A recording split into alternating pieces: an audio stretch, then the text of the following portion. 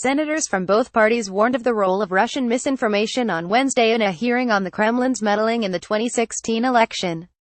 Questioning executives from Twitter, Google and Facebook, members of the Senate Intelligence Committee warned of the influence of fake news and bots on the campaign and how Russia conducted an information operation intended to divide our society along issues like race, immigration and Second Amendment rights, in the words of the committee's chair, Richard Burr of North Carolina.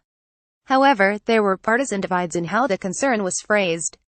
Burr attempted to minimize the influence of Russian-linked Facebook ads in determining the result of the 2016 election, while Mark Warner, the committee's vice chair, explicitly criticized the Trump administration's approach to this issue. "We have a president who remains unwilling to acknowledge the threat that Russia poses to our democracy," said the Virginia Democrat. "President Trump should stop actively delegitimizing American journalism and acknowledge and address this real threat posed by Russian propaganda."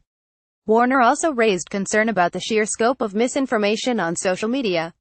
He said in his opening statement that, in addition to the 80,000 Russian-backed posts on Facebook that reached 126 million Americans during the 2016 campaign, there were potentially 120,000 similar posts on Instagram, and that up to 15% of Twitter accounts are fake or automated. An executive for Facebook conceded that starting from October 2016, just before the election, the Russian posts on Instagram reached an additional 16 million Americans. Warner went on to attack the tech companies testifying, telling them that members of the committee were frankly blown off by the leadership of your companies, and dismissed when they initially raised concerns. All three tech executives said their internal investigations were continuing and that they had yet to determine the full scope of Russian interference.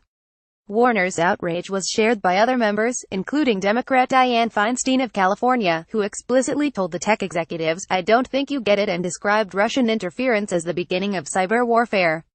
In questioning, Burr displayed two ads from Russian-created Facebook pages, one from a group called Heart of Texas and the second from a group called the United Muslims of America that pushed divisive content. In particular, he noted that both groups created events at the same time and location in Houston, Texas, in an attempt to spark conflict in 2016. The questioning also touched on other issues. Facebook executive Colin Stretch conceded that his network had blocked a profile of Chinese dissident Guo Wengui after the Chinese government had reported it to them. Wengui, who lives in the United States, had used his account to expose corruption within China, where Facebook is banned. Later in the day, the House Intelligence Committee held a hearing on the same topic.